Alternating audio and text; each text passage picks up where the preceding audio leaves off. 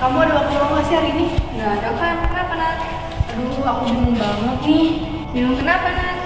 Aku tuh bingung banget tentang materi PHI hari ini. Emang materinya tentang apa? Itu loh, tentang tindak pidana korupsi. Oh materi itu, aku juga masih kurang paham sih. Gimana kalau kita tanya-tanya sama salah satu kenalanku? Dia sekarang udah semester 7. Oh ya, boleh tuh. Kira-kira kapan ya? Ntar ya aku tanyain dulu.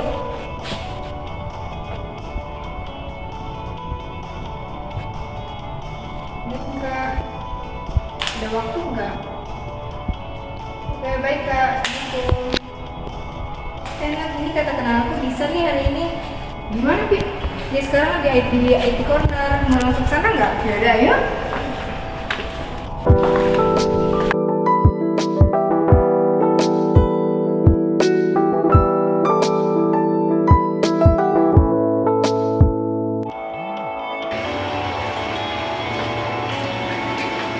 Halo kak.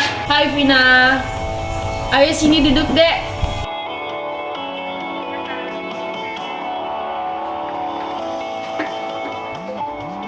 Kak sebelumnya kenalin, ini teman aku namanya Nadia. Halo, salam kenal Kak. Nama aku Nadia.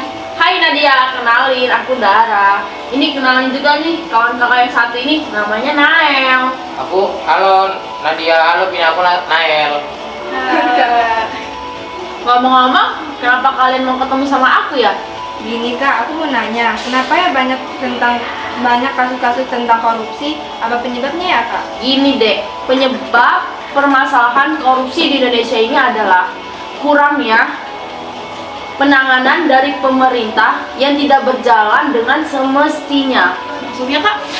Maksudnya ada kebiasaan negatif yaitu sikap sungkan yang berkembang di masyarakat serta lemahnya koordinasi dan kontrol dalam pengawasan kinerja pemerintah.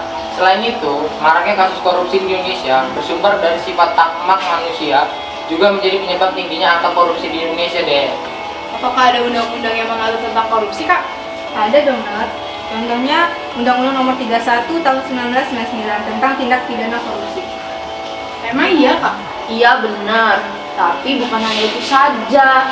Ada undang-undang yang mengatur masalah tindak korupsi tersebut. Yang pertama, ada ketetapan MPR nomor 11 MPR tahun 1998 tentang penyelenggaraan negara yang bersih dan bebas KKN. Dan yang kedua, itu ada Undang-Undang nomor 28 tahun 1999 tentang negara yang bersih dan bebas KKN. Dan yang ketiga, itu ada Undang-Undang nomor 20 tahun 2001 Junto Undang-Undang nomor 31 tahun 1999 tentang pemberantasan tindak pidana korupsi. Banyak juga ya kak? Iya deh, kalian tahu nggak apa aja bentuk-bentuk perbuatan korupsi yang tercantum dalam Undang-Undang Tipikor nomor 31 tahun 1999? Pasti tentang korupsi dong, Kak. Jadi kalian belum tahu ya apa aja bentuk-bentuk perbuatan yang diatur dalam undang-undang ini? Belum, Kak. Ya udah kakak jelasin ya. Iya kak.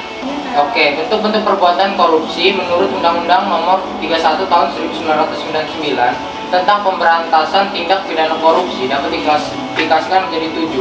Yang pertama, merugikan keuangan negara. Yang kedua, suap menyuap. Yang ketiga, penggelapan dalam jabatan. Yang keempat, pemerasan. Yang kelima, perbuatan curang. Yang keenam, benturan kepentingan dalam pengadaan. Dan yang terakhir adalah gratifikasi.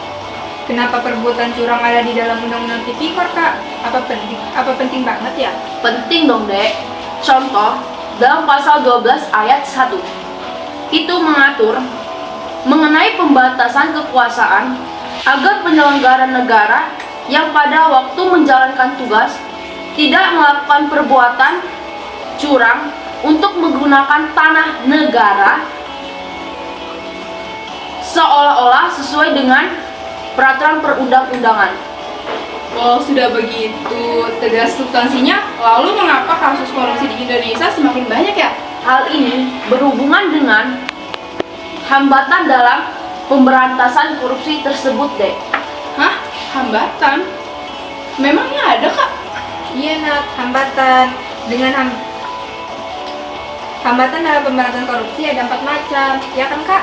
Iya dek, terdapat 4 hambatan hukum dalam pemberantasan korupsi di Indonesia. Di antaranya, yang pertama hambatan struktural, yang kedua kultural, yang ketiga hambatan instrumental, yang terakhir adalah manajemen. Namun di antara keempat hambatan ini yang paling menonjol dan menjadi jawaban penting dalam maraknya kasus korupsi di Indonesia adalah hambatan struktural. Mengapa? Karena hambatan ini bersumber dari praktik-praktik penyelenggaraan negara dan pemerintahan yang membuat penanganan tindak pidana korupsi tidak berjalan sebagaimana mestinya, Dek. Mengapa bisa begitu, Kak? Hal ini belum berfungsinya pengawasan secara efektif. Terus yang kedua itu karena lemahnya koordinasi antara aparat pengawasan dan aparat penegak hukum tersebut. Dan yang ketiga itu karena lemahnya sistem pengendalian internal yang memiliki kolerasi positif. Oke Kak, aku udah mulai paham nih sedikit tentang alasan maraknya tindakan pidana korupsi itu apa yang ada di Indonesia.